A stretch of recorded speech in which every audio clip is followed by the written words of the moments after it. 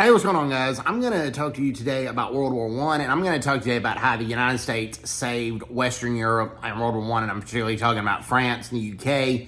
I'm talking about our allies, France, UK, Belgium. Now, the Germans went through Belgium to get to France, but I believe the United States was responsible for liberating Belgium and helping get the Germans out of France and not attacking the UK. Now, let me explain this, okay?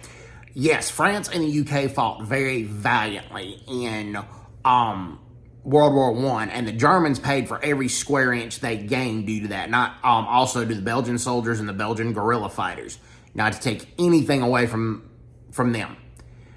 However, Russia, the Russian Tsar, who was an ally to the UK and France, they got overthrown by Lenin's government, the Bolshevik government.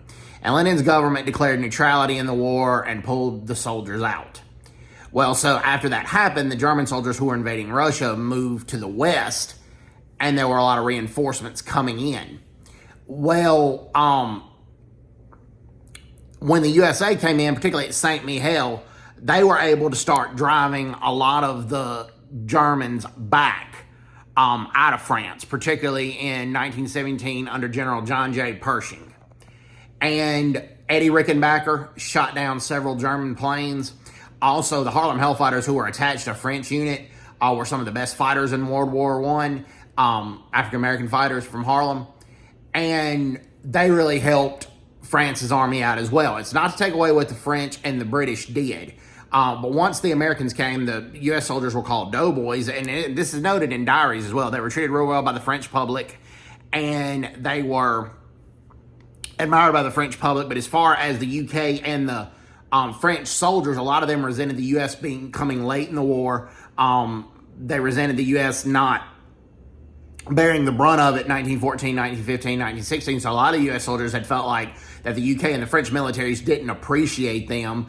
And in the diaries of a lot of U.S. soldiers, they felt like they were not appreciated. They were not recognized for the contributions they had. And a lot of American veterans came with a missing leg or a missing arm, or with post-traumatic stress disorder.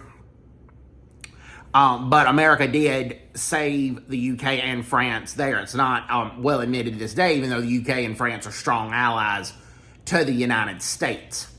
And particularly at St. Mihiel, the U.S. drove back German positions and German trenches. And that was not widely done. Now, France and the UK won plenty of battles, but the Germans didn't initiate a lot of long retreats after those battles. But it was different once the United States came to war. Now, the French and the British soldiers were tired and wounded and had diseases in the battlefield. A lot of the U.S. soldiers were fresh coming in. Now, that is absolutely true. But anyways, so that's the truth there about the U.S. soldiers in World War I, called the Doughboys. God bless the Doughboys. Hope everybody's doing well. Take care. God bless them. Bye-bye. Bye-bye.